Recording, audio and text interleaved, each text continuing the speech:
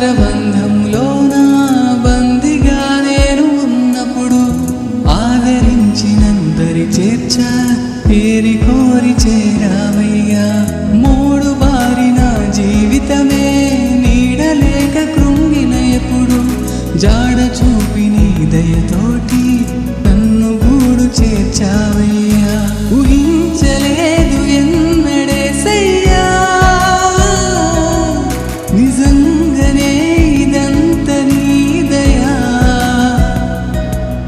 నివాళి కోరి చేరినాయదా స్వరాళి పాడుతుంది సర్వదా. వివిధమైన కారణాల చేత దివ్య తేజ నిన్ను చేరలేక తిరుగుతున్న ఘోర పాపినయ్యా నన్ను పిలిచినావా.